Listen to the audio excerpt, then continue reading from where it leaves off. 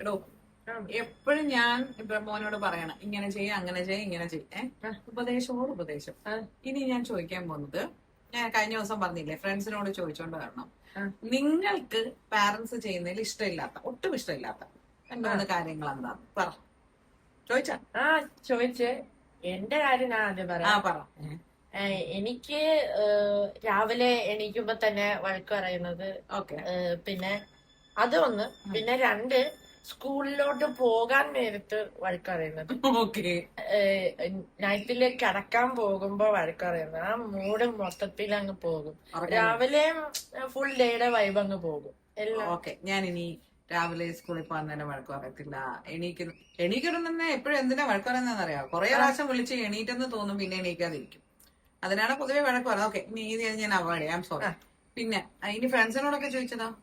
Friends പറഞ്ഞ് ഫ്രണ്ട്സിന് ഇഷ്ടമില്ലാത്തത് comparison, compare ചെയ്യുമെന്ന് പറഞ്ഞു. എന്റെ ഒരു ഫ്രണ്ട് ഉണ്ടല്ലോ, അവന് എന്നെ ആയിട്ട് അവന്റെ ഫാദർ കമ്പയർ ചെയ്യുന്നോണ്ട് എന്നെ ഇഷ്ടമല്ലായിരുന്നു. കമ്പാരിസൺ ഇഷ്ടമല്ല. പിന്നെ പരീക്ഷയൊക്കെ ആവുമ്പോ ടെൻഷൻ അടിക്കേണ്ട മോനെ, കഷ്ടപ്പെട്ട് ഇത്രയൊക്കെ മതി, നല്ല അറിയാവുന്ന വെച്ച് പരീക്ഷ ചെയ്ത് എന്നിട്ട് മാർക്ക് കിട്ടുമ്പോ പഠിച്ചുകൂടായിരുന്നോ എന്നൊക്കെ പറഞ്ഞൊക്കെ വഴക്ക് പറയുന്ന